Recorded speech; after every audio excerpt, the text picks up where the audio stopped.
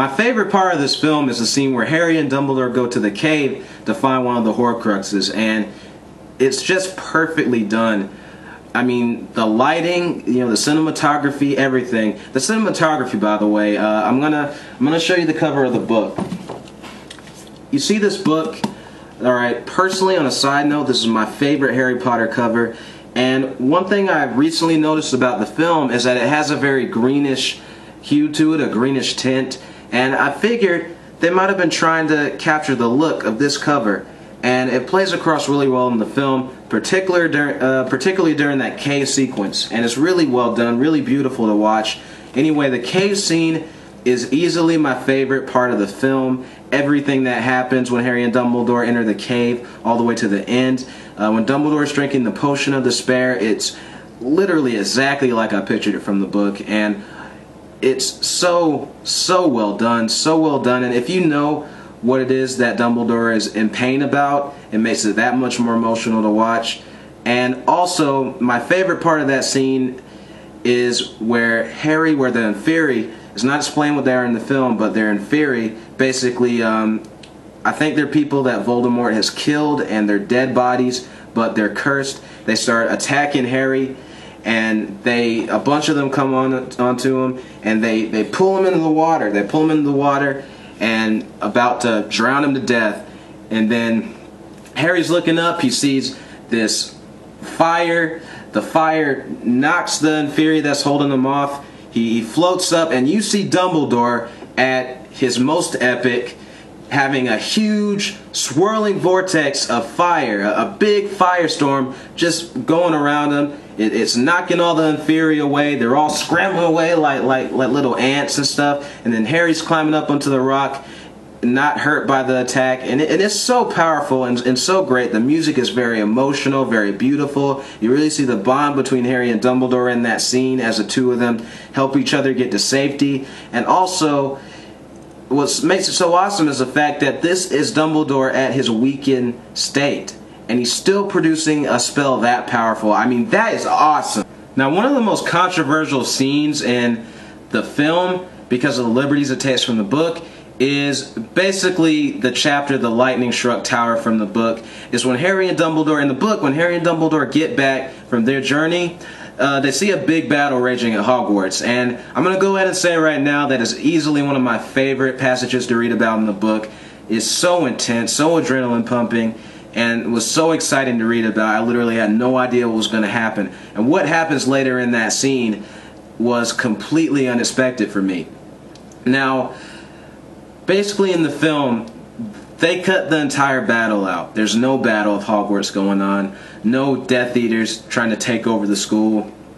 It's basically shortened down to an encounter on the astronomy tower. Harry and Dumbledore apparate to the astronomy tower, and Dumbledore tells Harry to go down below, to not move or anything, to only look for Snape, no one else. And honestly, upon watching it now, initially I was very upset about this change. It outraged me, actually, because I remember seeing that they cut the battle, and I was like, are you freaking kidding me? That was like the most awesome part of the book. Does that mean they're going to cut the battle from Deathly Hallows Part 2 as well? Like, I was literally very ticked off about that. And then I actually looked up the reasoning, the producers' reasonings for cutting out the battle, and the reason was because they did not want the battle in Deathly Hallows Part 2 to feel repetitive.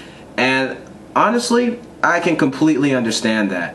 And I think that's a very good reasoning for cutting it. I mean, not to say that it wouldn't have made a great scene on film. It still would have been great to see, but I can completely understand why they cut it, and I think the scene still works really well without it. You find out in this scene that Draco was assigned all along to kill Dumbledore, and Tom Felton, once again, is great in this scene because you really see that despite the fact that he's a racist and a jerk, and you've hated him throughout the entire series, you really see that at his core he's not pure evil. He's not a killer. He does not have that in his heart, and it's really well done. Great acting by Tom Felton and Michael Gambon, and the scene's actually very intense even without the battle, because you hear the Death Eaters coming up, Bellatrix and whatnot, and it's really well done.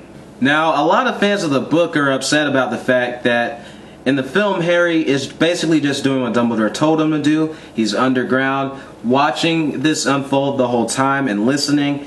While in the book, Dumbledore actually petrifies Harry. Harry's under the invisibility cloak, and when Dumbledore tells Harry to go fetch Snape, Dumbledore petrifies him without Harry's knowledge. So Harry is immobilized in the book. He's unable to do anything, and as he watches the events unfold, basically you already know what happens. Snape kills Dumbledore. He is unable to do anything. In the film, however, he tells Harry to go down there and to get Snape, and if anything happens, Harry should stay below. He should not do anything. And it initially ticked me off as well, because you think, alright, this is Harry. He's not just going to stand there and watch. He's not just going to not do anything. But then I recently thought about it. I recently reinterpreted the scene, and I figured, Harry, it actually shows maturity on Harry's part, because Harry knows that he has a knack for reacting too rashly and too quickly to things, and sometimes it doesn't end in a very good result. Like, you don't even have to look too far. Look at Order of the Phoenix. The whole it's not the whole reason, but part of how Sirius Black died, Harry was too rash in going to the Ministry, and he did not listen to Hermione when she was telling him that it might just be Voldemort messing with your mind. Again, I personally really like that, because I feel like it adds to his guilt when Dumbledore does get killed, because he feels like, I should have done something. What was I doing just standing under here? I knew I couldn't trust Snape. And that leads us to the climactic scene where Snape kills Dumbledore. Easily, in the books, I'm telling you, my heart stopped when I read that in the book for the first time. I was hyperventilating. I ran downstairs telling my mom, Mom, Snape killed Dumbledore, Snape killed Dumbledore, Snape killed Dumbledore. I was so shocked. I immediately believed that Snape was a loyal servant of Voldemort, and I hated his guts.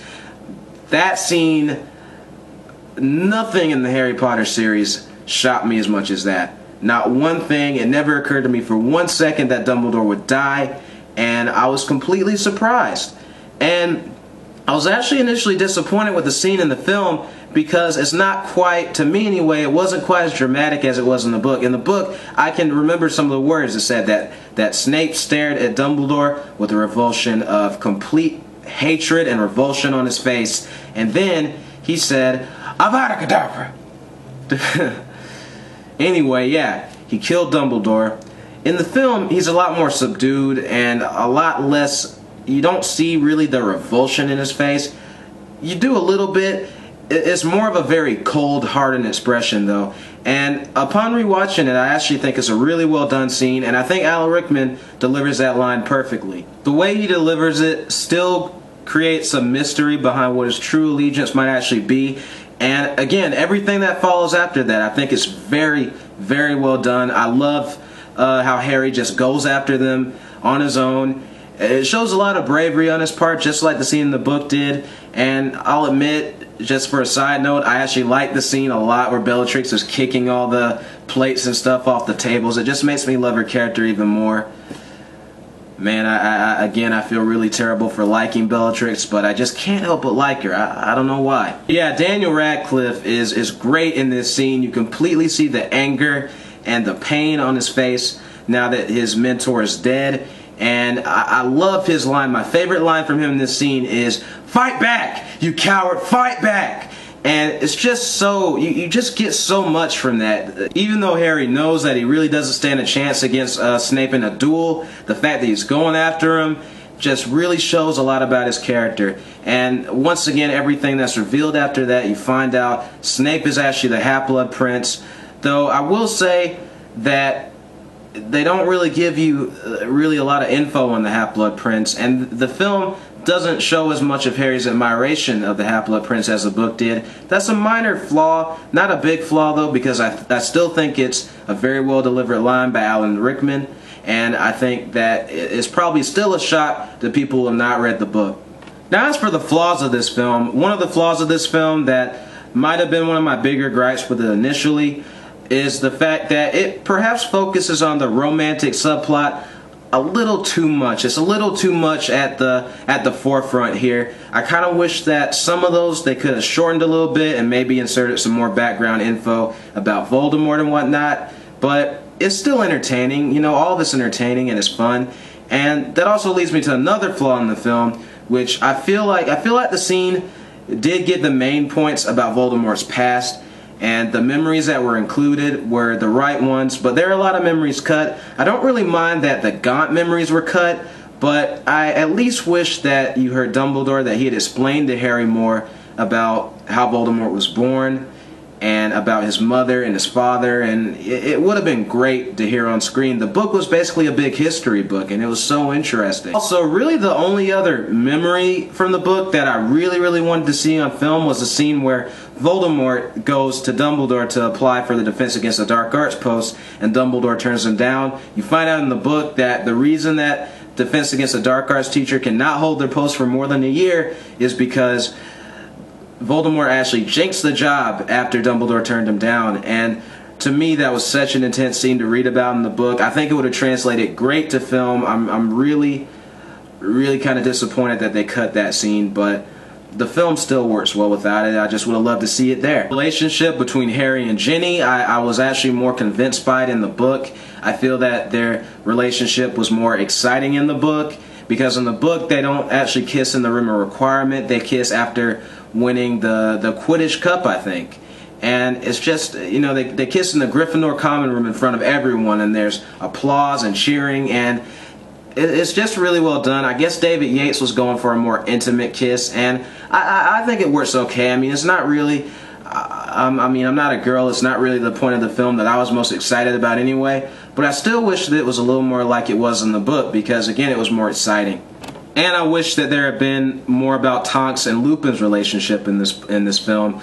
I mean, they didn't have to have a lot about it. I just wish that they did allude to it. They showed us that they were a couple, but I don't know. Mainly though with Lupin, I wanted to know about, in the book you find out that he was bitten by Fenrir Greyback, the werewolf, who's not really given a whole lot to do in this film. He's the werewolf who's actually there attacking the burrow. I just wish that was revealed. That was a cool tidbit. But overall, I mean, it doesn't really hurt the film that is cut out. It was just a cool fact. Other than that, though, I really actually love this film. Like, it's amazing how much, like I said, it used to be my least favorite Harry Potter film, and it's actually gone up a lot for me. Like, I like this film so much better than I used to, and I feel that even with the liberties that it takes, overall it's still very faithful to the story. It never really feels rushed. And actually, another thing I'm going to comment on, I was initially very upset that Dumbledore's funeral was cut out of this film, and I do personally think, I wish it had been in the film. I think it would have been very powerful, very emotional. But it actually doesn't really bother me that it's cut, because I think the basic ending, where you just see Harry determined to go on this hunt for Horcruxes, and Ron and Hermione saying they'll go with them, it still gets across. So overall, it's still satisfying. I've thought long and hard about this rating, because I'm actually not sure if I love Half-Blood Prince more than I love the first two films. I think I might actually love it about just as much or a little more, but I actually would probably say overall it's a better film than those two for different reasons, for the same reason that a lot of the later films are. So I'm going to give Harry Potter and the Half-Blood Prince an A-, which is the same grade that I gave Prisoner of Azkaban and Order of the Phoenix. Now, I do like Prisoner of Azkaban and Order of the Phoenix more, but I still think Half-Blood Prince is a very good film and is deserving of the same rating. Anyway, guys, if you like this review, please click like and subscribe to my channel, and stay tuned for my review of the grand finale, or the part leading up to the grand finale, Harry Potter and the Deathly Hallows Part 1. Anyway, guys, thanks for watching, and this is Lance from Cinematic Galaxy, signing off.